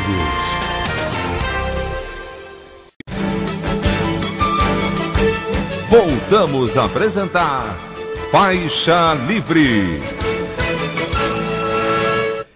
Estamos de volta, ouvintes, e agora eu converso com o presidente da Associação Nacional de Transporte do Brasil, Liberdade e Trabalho, a ANTB, José Roberto Stringassi. José Roberto Stringassi, bom dia. Bom dia, Anderson, bom dia a todos os ouvintes da Faixa Livre. É sempre um prazer estar aqui trazendo informações para toda a nossa categoria e a todo o povo brasileiro. Zé Roberto, muito obrigado por você conversar aqui conosco no Faixa Livre mais uma vez. Zé Roberto, a situação dos caminhoneiros no nosso país tem piorado a cada dia. Desde o início, o governo Jair Bolsonaro, que sempre teve boa parte da categoria como aliada, tem atuado para dificultar as condições de trabalho, mantendo o piso do frete rodoviário inalterado, assinando embaixo a política de preços da Petrobras, que leva o valor do óleo diesel às alturas. Só em 2021, o combustível aumentou 65,3%. Inclusive, a chamada inflação para o motorista no nosso país está quase o dobro do índice oficial, apurado pelo IPCA, na casa dos 18,4%. Antes de tudo, Zé Roberto, eu queria que você nos dissesse como tem andado as condições de vida dos caminhoneiros na atualidade, com toda essa precarização, tendo de pagar uma verdadeira fortuna de óleo diesel a cada vez que vão encher o tanque. A cada dia que passa, está piorando mais e mais e mais. E nós não vemos mais uma esperança aí no fim do túnel, uma luz no fim do túnel. Nós tínhamos aí uma esperança quando o presidente da República substituiu o presidente da Petrobras, né? Hoje quem está no comando da Petrobras é o general Joaquim Silva Luna. Então, em fevereiro, quando nós fizemos aqueles protestos no Brasil todo, aí foi trocado o presidente da Petrobras. Nós tínhamos aí uma esperança, né, que ali seria resolvido o problema dos combustíveis, uma vez que o combustível é o nosso sócio majoritário da nossa categoria. Toda a população sofre com esse reajuste, porque quem acaba pagando o preço final é os consumidores. Mas nós, o transporte, o caminhoneiro autônomo, nós sentimos ele aí, porque nós somos a ponta da lança do transporte. Então, cada dia que passa está mais difícil, está mais complicado, porque o petróleo não é só diesel, né? Tem os derivados polímeros aí, que o dia a dia de todo cidadão brasileiro depende de muitos derivados do petróleo. Então, aí, cada reajuste que tem no diesel, automaticamente vai impactar aí toda a sociedade, todo o povo brasileiro, do menor até o maior. Mas nós, especificamente, é que sofremos logo de início. Então, cada dia que passa, não tem mais condições, né? Um pneu de caminhão, 60% da matéria-prima de um pneu é derivado de petróleo, seja ele de caminhão, de carro de passeio, de moto, de bicicleta. Então, cada vez que tem um reajuste, aumenta tudo e não tem condições.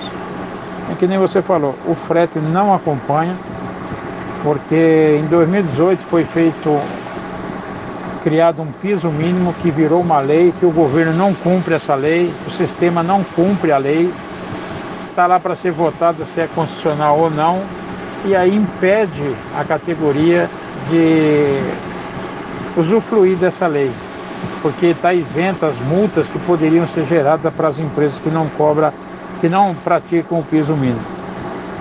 E nesse piso mínimo foi feito um acordo que seria feito um reajuste a cada 6 meses.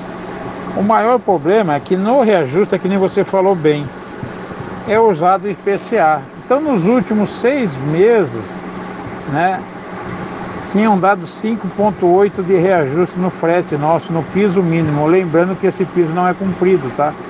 Está lá para ser julgado no STF. Então teve um reajuste de 5,8% e agora o governo, com uma paliativa de tentar acalmar a categoria, fez mais um reajuste aí.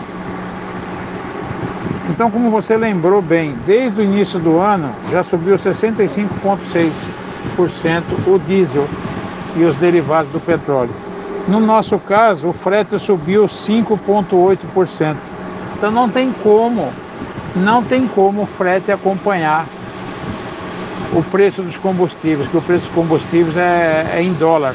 E nós trabalhamos nosso frete com preço em reais. Salário mínimo, frete é tudo em real. Então não existe como acompanhar de forma nenhuma essa política de preço. É por isso que a nossa pauta principal da categoria, e chamamos o povo para mudar essa política de preço. Nós precisamos de preços nacionais e não preços internacionais dos nossos combustíveis, ok? Vocês têm tentado dialogar com o governo a respeito de todo esse cenário para a categoria, Zé Roberto? Como as demandas de vocês têm sido recebidas pelo Palácio do Planalto? Vocês consideram a postura do presidente digna? Positivo. O diálogo a gente está tentando desde fevereiro, da paralisação, né, de fevereiro, ok? Mas o tal do diálogo é aquele negócio, é tapinha nas costas e chutinho na bunda, tapinha nas costas e chutinho na bunda.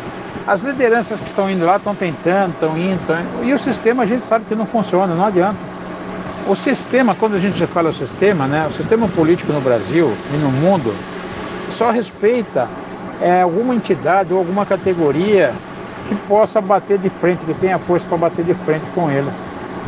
Diálogo com eles é difícil, principalmente agora, que nem o ministro Tarcísio já falou várias vezes, que agora quem está no governo é um governo mão amiga e braço forte. Então, se eles não conseguirem impor o que eles querem impor no diálogo, eles vão usar o braço forte. É isso que ele falou. Então a gente vai lá conversar, conversa, mas é só conversa. Eles fazem ouvido de mercador. Eles não querem mexer na ferida, entendeu? Então o diálogo está aberto desde fevereiro, desde 2018 está aberto o diálogo, né? Mas esse relacionamento e esse diálogo é só eles que querem ter prazer. Então um relacionamento onde um só ganha, um só tem vantagem, um só se satisfaz, nunca vai dar certo. Então é isso que a gente vê.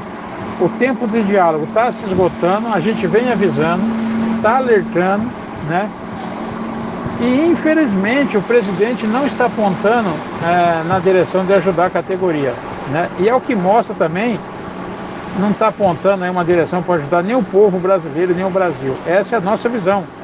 A gente ouve aí junto dele com o ministro Paulo Guedes falar em vender, em acabar com a Petrobras, as refinarias, não quer mudar a política de preço dos combustíveis para ajudar o povo e o Brasil. Então a gente vê aí um sistema de entreguismo no Brasil que ele era contra na campanha dele em 2018. E hoje a gente não entende o porquê que ele está a favor, né, da privatização das nossas empresas, do entreguismo do nosso petróleo, e sendo que ele pode mudar essa política, ok? E ele está alegando, está batendo no pé, falando que não vai fazer isso, que o interesse dele não é ajudar o Brasil, o povo brasileiro e a categoria. É isso que ele está dizendo, ok? É o meu ponto de vista, é a nossa avaliação por aqui. O Jair Bolsonaro prometeu oferecer aquela espécie de auxílio combustível para a categoria no valor de R$ 400 para tentar minimizar os efeitos do aumento do preço do óleo diesel. Vocês da associação consideram essa medida suficiente, Zé Roberto? O que poderia e deveria ser feito pelo governo para trazer o preço dos combustíveis para um patamar justo, digamos assim? Ô Anderson, não, positivo. Essa questão do auxílio é o que a gente fala. O governo ele está tentando alternativas, paliativas que não resolvem a situação. Houve um repúdio muito grande da categoria a hora que falou em auxílio, em R$ 400, falaram aí cifras aí de R$ 400. Primeiro, R$ 400 de óleo diesel. Olha, R$ 400 de óleo diesel dá hoje R$ 5,50, R$ 5,60 o litro. 50 litros de óleo diesel. Um caminhão faz 2 km com 1 litro de óleo diesel.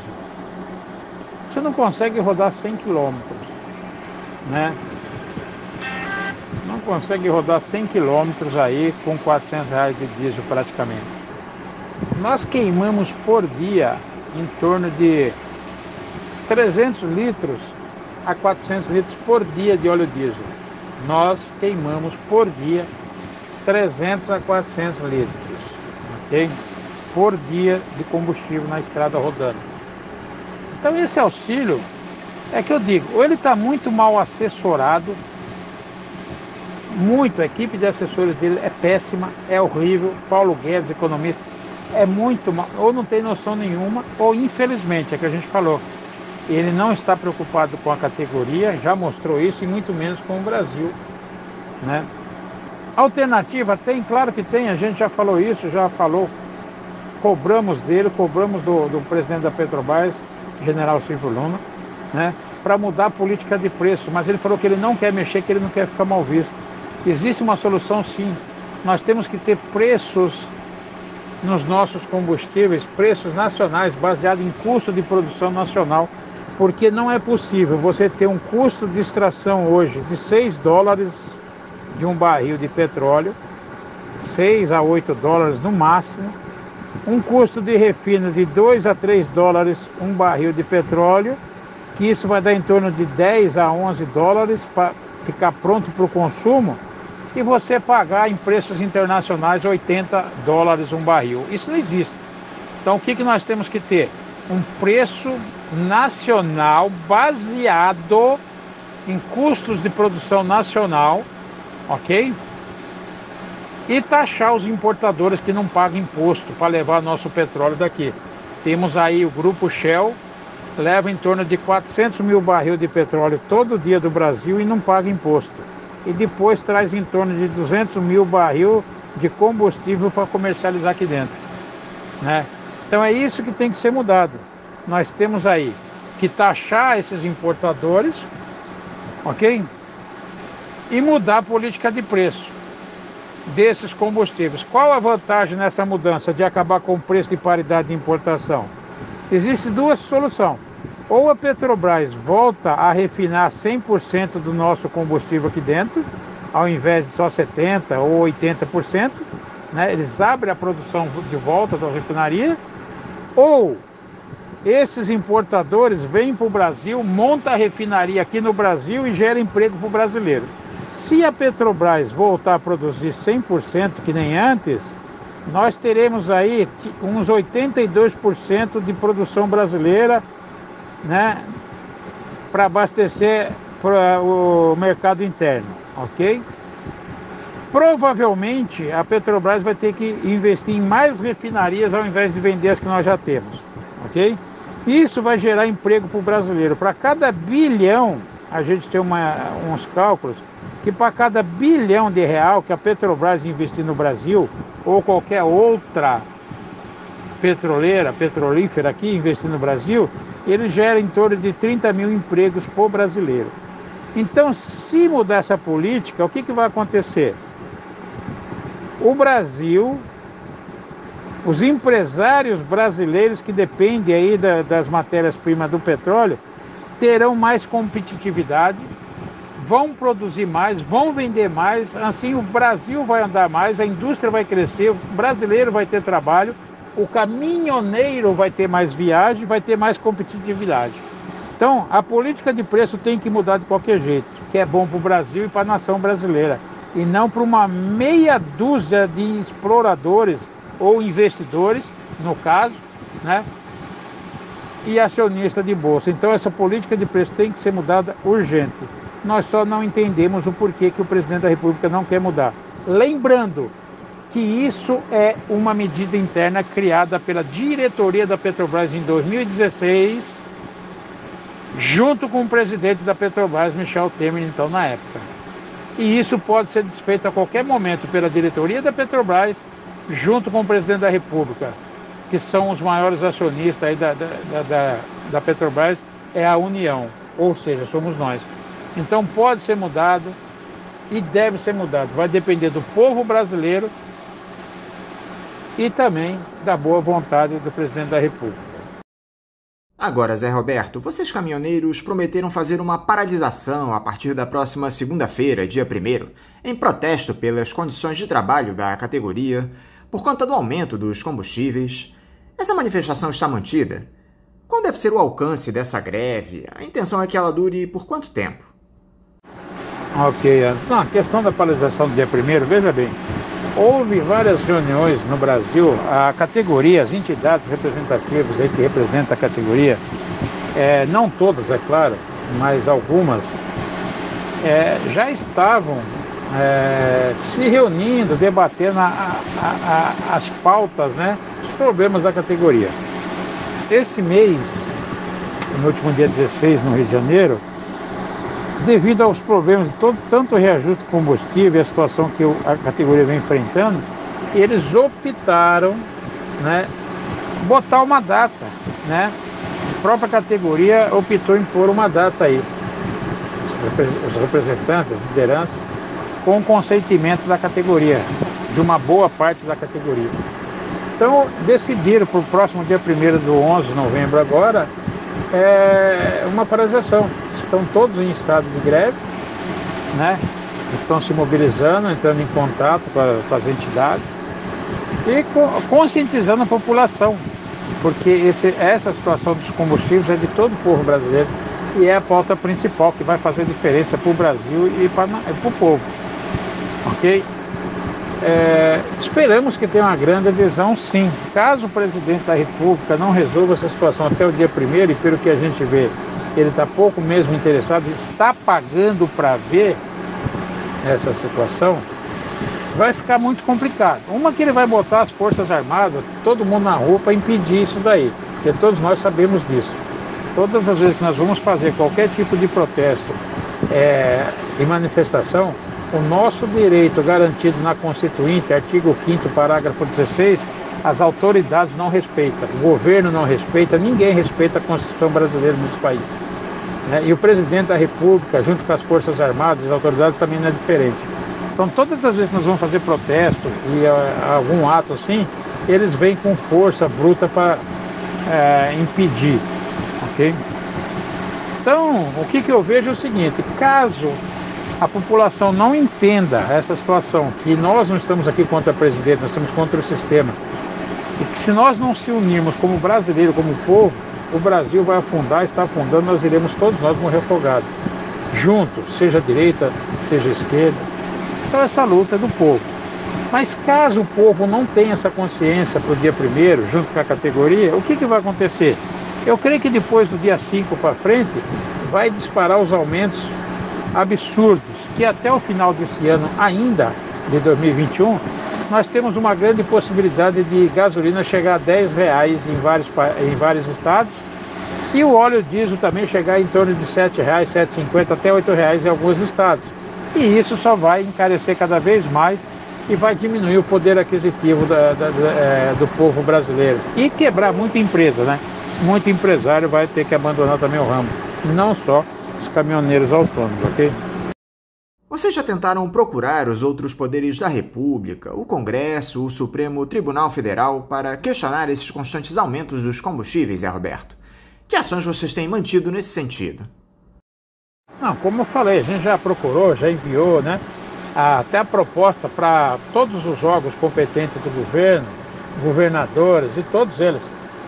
Hoje, muitos políticos estão querendo adotar essa criança que é o PPI com interesses políticos aí para o ano que vem nas eleições. Infelizmente a maioria nem sabe ainda como que é essa criança, o PPI, que a gente vem falando desde 2017, 18, 19, 20. Porém, muitos deles estão aí almejando alguns cargos políticos, vantagens políticas para o ano que vem. Mas já procuramos sim, já procuramos várias entidades, já tentamos conversar. E até agora poucos se interessaram pelo assunto. Temos aí alguns deputados, senadores, que começaram a se interessar. Mas só que infelizmente a maioria não estão interessados em lutar e mudar essa situação pelo Brasil. Talvez seja mais no toma lá da cá, né? Claro, isso é político, né? A política é isso, toma lá, dá cá, toma lá, dá cá, uma mão lava a outra, é mais ou menos assim que funciona a política. Mas já tentamos sim, em alguns órgãos diferentes, em outros setores, mas não somos aí, eles não têm esse interesse. Porque o que eu vejo? Como a Petrobras distribui muito dinheiro,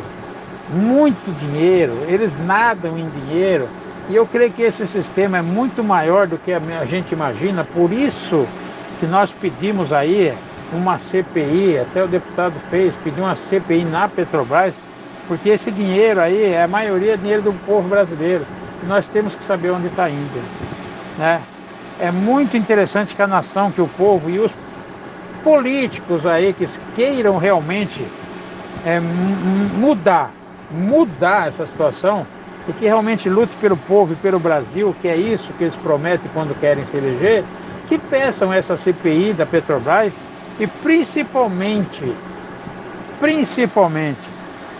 apoiem a luta do caminhoneiro e da população pelo fim do PPI, preço de paridade de importação. Okay?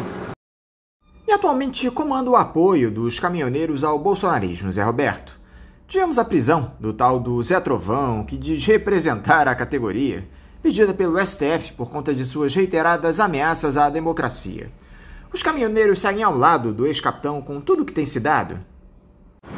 Anderson, essa questão política é muito complicada, né? Porque nós, a categoria nossa de caminhoneiros, é como todo brasileiro, né? Tem direita, tem esquerda, tem centrão, enfim, tem intervencionista, tem ativista, mas exclusivamente, eu estou falando aqui, exclusivamente dos caminhoneiros que apoiaram, né, que fizeram a campanha dele Brasil afora, colocando bandeira atrás dos caminhões, né, adesivando. Muitos deles, eu não sei precisar quanto hoje, mas já se arrependeram do que fizeram. Isso é fato. O que a gente vê mais em grupos aí é isso, né? Com essas atitudes que o presidente vem tomando, com essa situação que ele não está olhando para a categoria, com essa oferta daquela, entre aspas, migalha que a categoria, né, foi oferecida em uma ajuda de custo. E a categoria até respondeu que não quer migalha, a categoria quer dignidade, quer trabalho, quer, né, levar um alimento para casa. Eles não querem tirar simplesmente a despesa do caminhão e pegar R$400 de auxílio do governo para pôr em casa, não.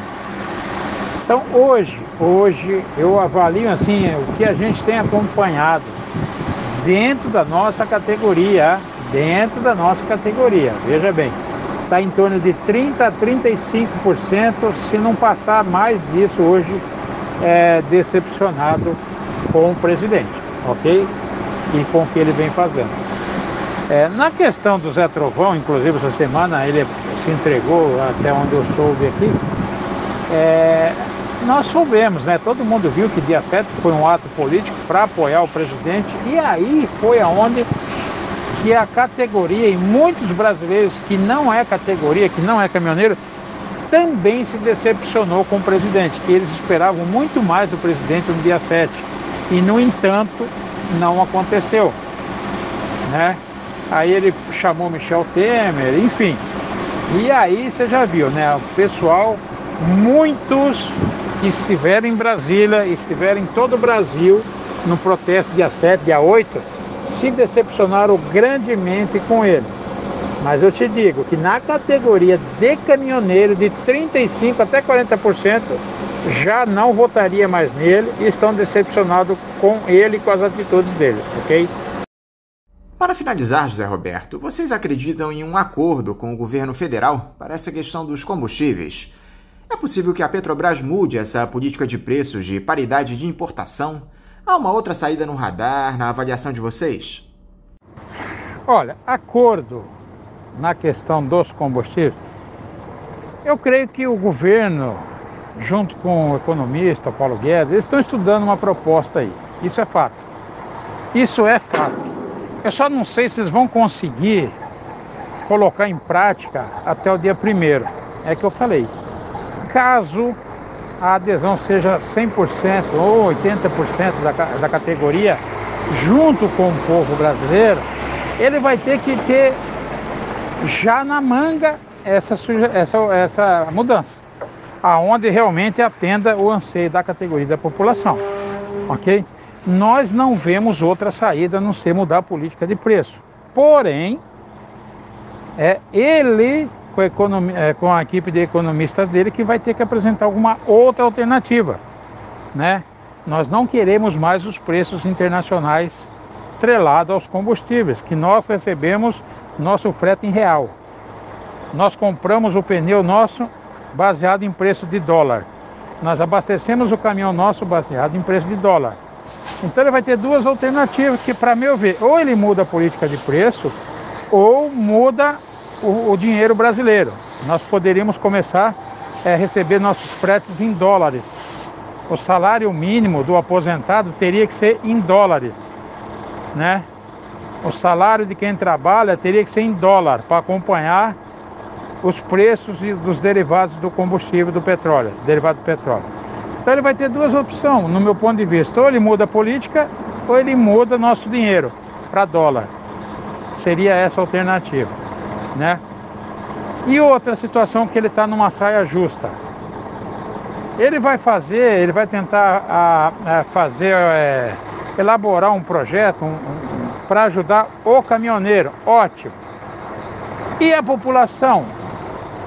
Porque a população não vai ficar quieta a hora que um litro de gasolina chegar a 10, 12, 15 reais com essa política de preço. Que até o final do ano vai chegar a uns 10, se não mudar a política. Você acha que a população vai ficar quieta? Não vai. O gás de cozinha podendo chegar até 200 reais em alguns estados brasileiros, você acha que a população vai ficar quieta? Não. Não adianta ele querer arrumar uma paliativa com a nossa categoria de caminhoneiro. Ele tem que resolver o problema de todo brasileiro. E a única saída dele é essa. Ou ele vai mudar a política de preço da Petrobras para ajudar o povo e o Brasil, ou ele vai mudar o dinheiro para dólar. Nós começar a calcular nossos fretes, todos em dólar, calcular salário mínimo, trocar o IPCA pela bolsa, usar o valor em dólar. Essa é a alternativa que eu vejo para ele, ok? José Roberto Stringassi, mais uma vez, muito obrigado por você conversar aqui conosco no programa. Eu quero te desejar um ótimo final de semana, um bom movimento aí na próxima segunda-feira e deixar aqui o meu forte abraço. Anderson, eu que agradeço mais uma vez o espaço, Faixa Livre, de você, né, para estar trazendo a informação para todos os seus ouvintes. E lembrando que essa luta é de todos nós brasileiros e é nós que vamos ter que mudar essa situação toda. Nós não somos contra o presidente dessa república, nós somos contra esse sistema de entreguismo que está acabando com todo o povo brasileiro, com nossas empresas e indústrias. Então eu peço a todo o povo, todo brasileiro, que se conscientize disso e que pesquise um pouco mais sobre essa situação, tá bom? Forte abraço a todos, que Deus abençoe, um excelente final de semana, estamos sempre aqui à disposição para trazer informação. Lembrando, pessoal, o presidente da república, ele pode mudar essa política de preço junto com o presidente da Petrobras, que isso foi uma medida interna que foi criada em 2016 pelo presidente da república, Michel Temer, e pela diretoria da Petrobras. Então, nosso presidente da república pode mudar essa situação, ok? Um forte abraço a todos e estamos juntos, firme e forte na luta, e é só através da nossa união e da organização de todo o povo brasileiro que nós vamos mudar tudo isso aí. Forte abraço, Anderson. Conversamos aqui com o presidente da Associação Nacional de Transporte do Brasil, Liberdade e Trabalho, a ANTB, José Roberto Stringassi. E vamos encerrando a edição de hoje do Faixa Livre. Lembrando a todos vocês que, por conta do feriado da próxima terça-feira, nós vamos fazer uma pausa na segunda e voltaremos com uma edição inédita do Faixa Livre apenas na quarta-feira. Então, na próxima quarta-feira, dia 3, nós estaremos aqui, de volta na Rádio Bandeirantes 860 AM, para mais uma edição do programa. Um abraço a todos vocês, um ótimo feriado e até lá!